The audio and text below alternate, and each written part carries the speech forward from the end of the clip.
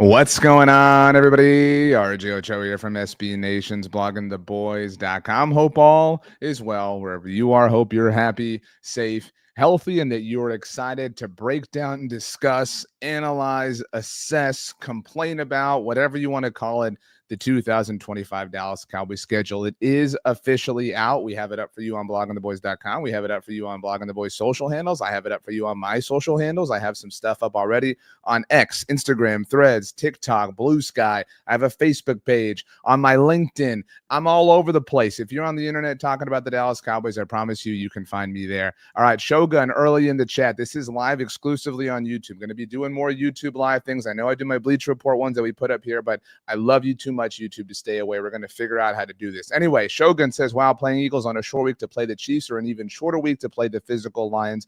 Rough stretch. Let's take a look. Here it is, the 2025 Dallas Cowboys schedule. Now, you're looking at the schedule in times that are all the central time zone. This is a desktop wallpaper, by the way, that we shared at Blogging the Boys. We also shared it, or I shared it on my social handles personally.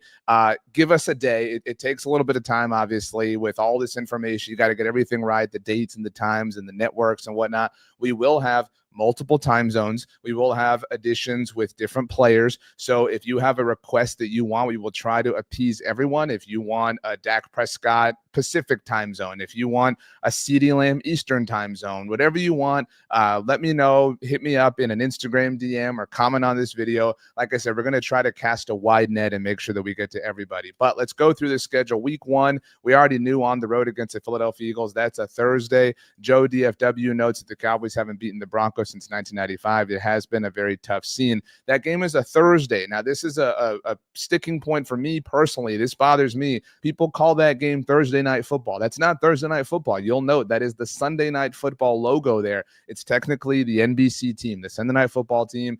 Mike Tirico, Chris Collinsworth, Melissa Stark. They're the ones who will handle that game. It just so happens to take place on a Thursday. Cowboys come back for their home opener, week 2 against the New York, maybe good at football once again, Giants on Fox. That's a noon kickoff, so we won't get to hang out with Scott Hinton all too much that day.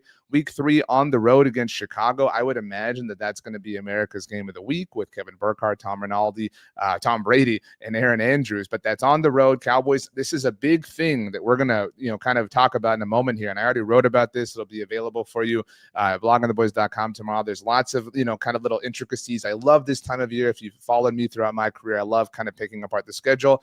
The Cowboys get a cold weather city out of the way early, September 21st. Cowboys through with Chicago. They come back home for Sunday Night Football. Final Sunday in September on the 28th. They host the Green Bay Packers. Last time the Packers visited the building, it did not go all too well. We all know that, obviously. Next game is in week 5. I got to be honest. This is the one I think that the wife and the kid and I might do. I've never been to New York. I kind of want to go, and to be able to go on October 5th when it's still kind of, not quite cold yet, a little chilly maybe in the evenings, but on October 5th at noon, the Cowboys will visit the New York Jets on Fox. Back-to-back noon games, by the way. That doesn't happen all too often for the Cowboys, especially early on in the season, but the NFL clearly saving their prime time or big stage, big window games for later on in the season. We'll get there, but visiting the Panthers, call it what you want, the Jonathan Mingo revenge game, the Tet McMillan game, whatever. That's October the 12th at noon, as mentioned. Cowboys come home on October the 19th.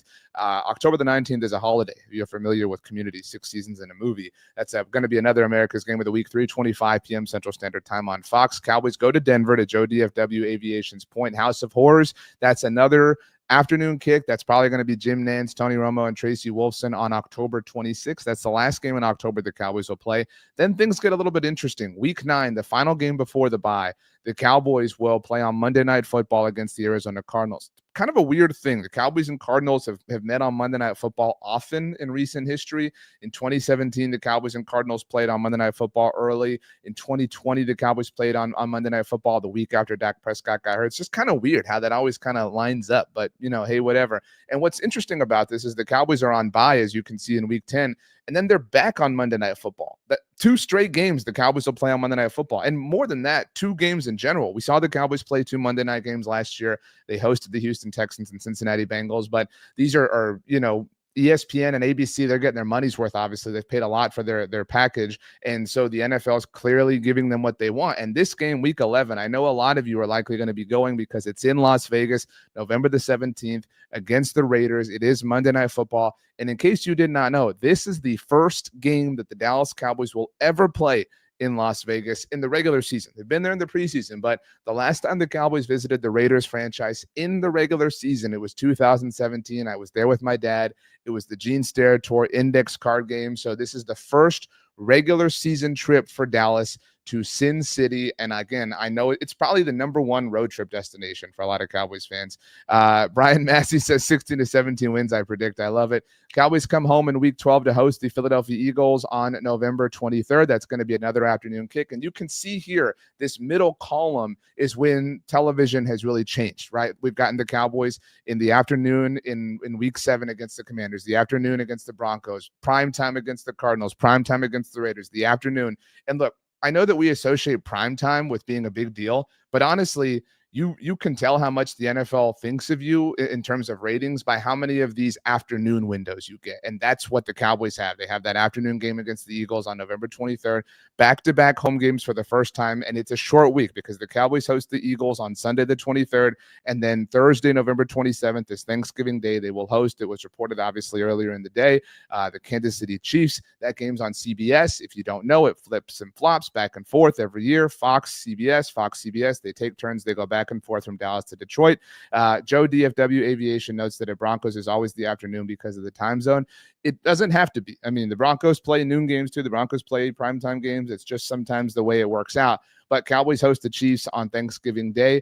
And then we are seeing a return to this. The NFL did not do this last year, but the Cowboys will play 7 days later. Shout out to the ring. 7 days. They will visit the Detroit Lions. Obviously, the Lions also playing on Thanksgiving Day, so you have it being fair from a rest advantage standpoint. Anytime we've seen the Cowboys play the 7 days after Thanksgiving, it's always obviously been a team who also played on Thanksgiving. It's never been the Lions, though, so this is interesting. And that game is your classic Thursday night football. Excuse me. Not classic, but literal Thursday night football. That's the Amazon Prime package. And again, as evidenced here, the Cowboys now really getting going here from a primetime standpoint because what is this, 7 or 10 days later, they'll host the Minnesota Vikings on Sunday Night Football. So that's a home game for Dallas in Week 15, and then another home game in Week 16, the second back-to-back home game stretch of the season. They'll host the Los Angeles Chargers. That game's at noon, although that's obviously in a window that is subject to being flexed. Maybe the Cowboys and Chargers are both in the hunt for the playoffs. You never know.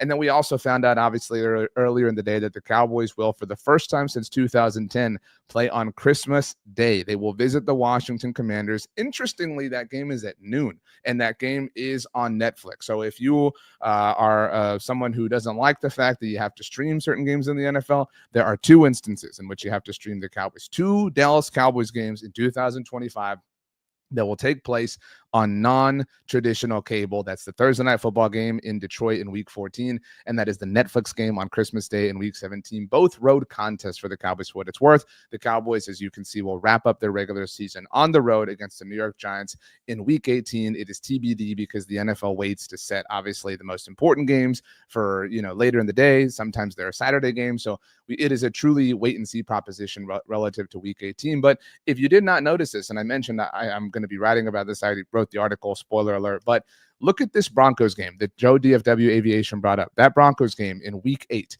that is October 26th. I want you to look at that game because the Cowboys go 2 months without playing outdoors. Look, Denver in late October is chilly, don't get me wrong, but we're talking 55 degrees, right? Like this isn't like a crazy wind chill or anything like that. But so in Week 9, they're home. That's obviously indoors for the Cowboys. We'll see if they, ultimately open the roof. There was a drama behind that last year, also from Monday night game. But you get my point. Those are ideal conditions for the Cowboys in Week 9. In Week 11, when they visit the Raiders, that's a closed stadium. You're not dealing with the elements there. Week 12, that's a home game. Week 13, that's a home game. Week 14, you're on the road, but that's a domed stadium. Those are ideal conditions. Once again, Week 15, you're at home. Week 16, you're at home. The Cowboys will avoid any kind of treacherous conditions from a weather standpoint for basically, 60% of the season. The coldest game they will play in all likelihood is going to be, before Christmas Day, obviously, is going to be that October 26th game at Denver. And even then, it is weird to me that the NFL scheduled the Cowboys to be the noon game on Christmas Day, but it's still noon. So it's going to be cold. I'm not trying to, underscore that or not trying to minimize how cold it's going to be in Washington, D.C. on Christmas Day, but you're playing at noon. You're playing with the most, amount of sunlight possible. That is an interesting thing to me. And look, obviously the Cowboys visit MetLife Stadium in Week 18, their second trip to the building this season because they visit the Jets in Week 5. But for all we know, that Week 18 game will be inconsequential. We've seen it happen and seen it not happen. We've seen it matter. We've seen it not matter at all. We've seen the Cowboys approach it, with full vigor. We've seen the Cowboys take their foot off the gas. Like, that is, like I said, a bit of a wait and see proposition. But all told, this is a really nice shake for the Cowboys, in my opinion. I know that people, myself included, as somebody who covers the team, are pissed that they're playing. We know they're playing on Thanksgiving Day, but that they're also playing on Christmas. I mean, I get that. I understand that. But ultimately, I mean, look, let's kind of go through this. Let's do a record prediction, because I think that's kind of the rule here. When the schedule comes out, you have to do a record prediction. I think they're going to beat the Eagles, and I think they're going to beat the Giants. And by the way, they're starting off their season with 2 division games. This is the 11th time in franchise history. I also wrote about this. You can check this out. All these articles will be coming out on Thursday and Friday at Blogging the Boys. But this is the 11th time in franchise history that the Cowboys are starting their season off with multiple divisional games in weeks 1 and 2. Some of these instances, for what it's worth, I went and looked. And by the way, I should clarify, this is the 11th time since the merger in 1970. But in that time, from 1970 through 2024, the Cowboys have done it 10 times. And of those 10 instances, they've made the playoffs on 6 of the occasions. So, they've only gone 0-2 in those previous 10 instances once. So, and that was the 2000 season when all hope was really lost for the Cowboys in a lot of ways. So it is a tough task to start your division, so intensely, to have 2 games right off the bat within your division, because, excuse me, as lowly as we think the Giants will be, those games matter. I mean, and I wrote this in the article, but if you think back to if you're, old enough to have followed the 2015 Cowboys, that was not a good season by any stretch of the imagination. Tony Romo missed 12 games, but that season, the Cowboys went 4-12, and they were in the thick of things for most of the season. And the reason for that was because in week 1, they beat the New York Giants, and week 2, they beat the Philadelphia Eagles.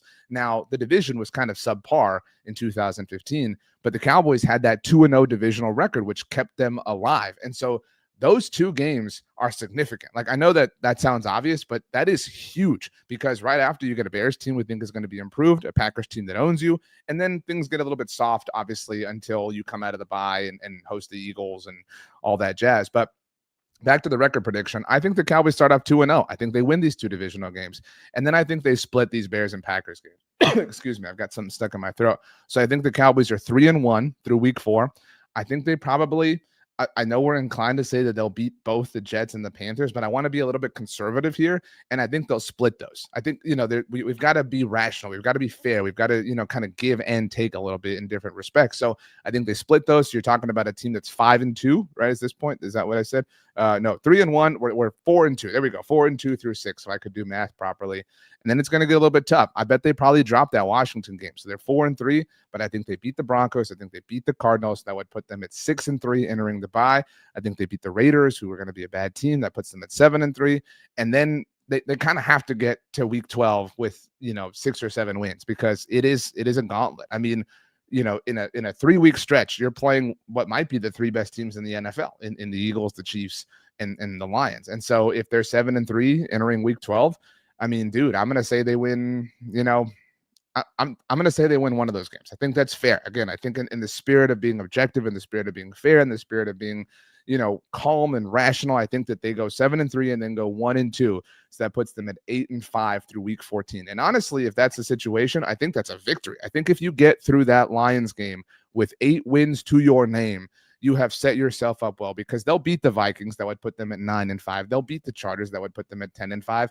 And even if they split those final 2 games at Washington, at the Giants, if the last one is consequential, whatever, you're talking about a season where you finish with somewhere around 10 or 11 wins. If that's not good enough to win the division, it's definitely, in all likelihood, going to be good enough for you to be a wild card team and go to the playoffs in the first year with a new head coach and get this ship back on track. And so that is how I see this shaking out. I don't think that that's crazy. I don't think that's unrealistic. I don't think I predicted a win that is like, RJ, what are you doing? That's so unfair. And I don't think I predicted a loss that you're like, no way, they're not going to lose that game. In fact, I think, I have the Cowboys going 11-6 in an optimistic sense.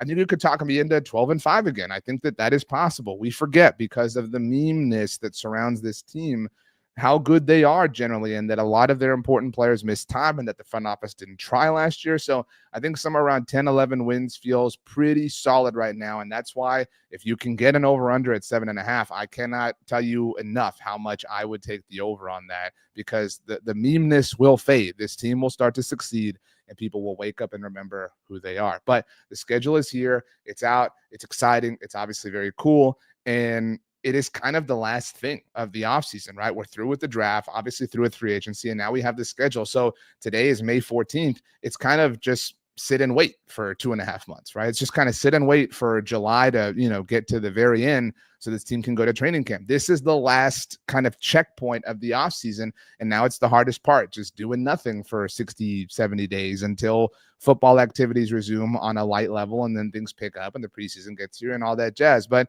in that sense, it's exciting. We know who this team's going to be. They've obviously executed the George Pickens trade recently. That was the kind of finishing touch as far as the roster construction is concerned. So I'm pumped. I'm super excited, and I love this schedule, and I'm excited to see and hear what you all think of it and get your thoughts, and ultimately excited to see and hear how this team's going to be across the 2025 season. But thank you so much, everybody who hung out throughout the live portion of this show.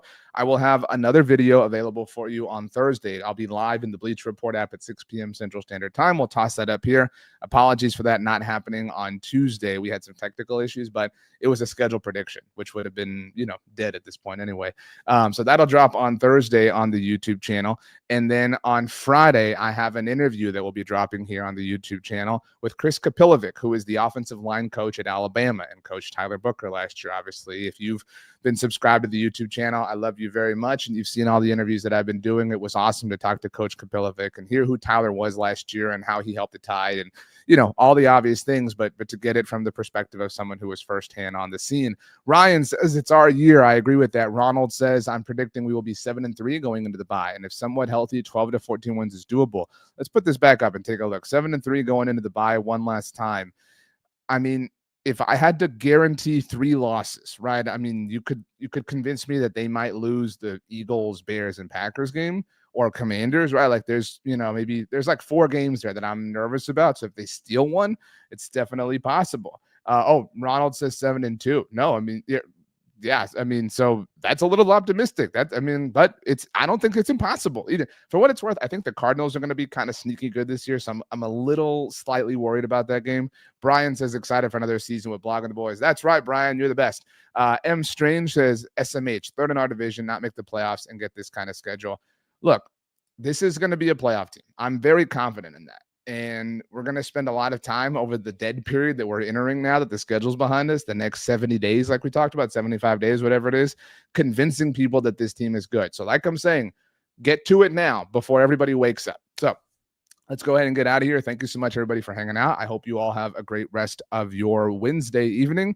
I'm super pumped to watch the episodes of Survivor and Amazing Race that have been airing while I've been making all these graphics. And like I said, we will be making wallpapers, mobile wallpapers and desktop wallpapers. We have a tweet on the Blog on the Boys handle where we said this, and we said to bookmark the tweet. So go find that tweet and bookmark it, because we'll respond to those in a thread as we make the graphics, different time zones, different players, and we're taking requests. So again, if you want a specific player, specific time zone, we will do our best to accommodate everybody. Obviously, some people have very specific things. Like we'll do our best. We're all fans of this team, and we know how important it is to have your wallpaper, whatever it is that you like and you prefer. So we want to make sure that everybody is taken care of in that sense. So for now, I bid you all adieu. I hope you have a wonderful rest of your evening, and I'll see you next time.